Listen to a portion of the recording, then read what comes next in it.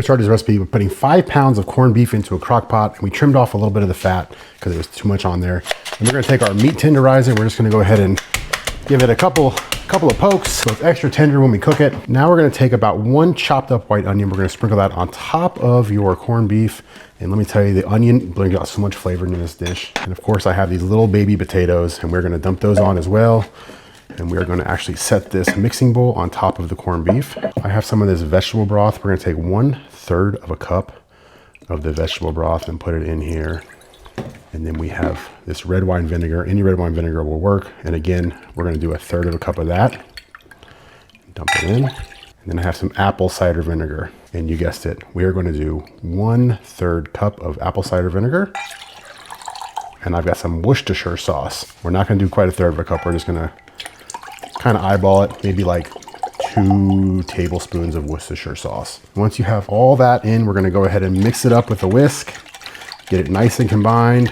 And then we're just gonna go ahead and dump this over half of it and save the rest for later. We have 2 teaspoons of garlic powder we're gonna sprinkle on top of the corned beef. We have 1 tablespoon of black pepper we're gonna sprinkle on. And then we have some paprika cayenne mix, about 2 tablespoons we're gonna sprinkle on top as well. And you're probably wondering why we're not gonna use this packet. And the reason is, this has enough flavor, we don't need this. And no salt because the corned beef is pretty salty as it is. Now I have a bunch of these little baby carrots. We're gonna go ahead and sprinkle those on top as well. This is gonna be some of the best dish you've ever had for St. Patrick's Day. And then we have Brussels sprouts, of course. I call them baby cabbages, and these are amazing. A lot of people don't like Brussels sprouts, but when you cook them like this, I guarantee anybody will eat these. And what are we missing? You guessed it, cabbage. So we got some of this red cabbage. We're gonna like sprinkle on top completely. This kind of makes like a vapor barrier to hold in all the juices. And you remember that liquid I told you to hold for later? Here it is, and we're gonna dump it on top. Make sure you cover all the vegetables and the juices of this liquid. And let me tell you, this brings out some flavor that you'll be writing home about. So once that's all complete, we're gonna take some tongs. We're just gonna go ahead and kind of mix the vegetables up a little bit. And you can put more vegetables in if you want. You can put less. You can kind of customize the vegetables you put in here. But I found out that the best combination are gonna be your carrots, Brussels sprouts, cabbage, and potatoes. Now we are going to cook this for a very long time. We're gonna set this bad boy on high, and we'll see you back in 10 hours.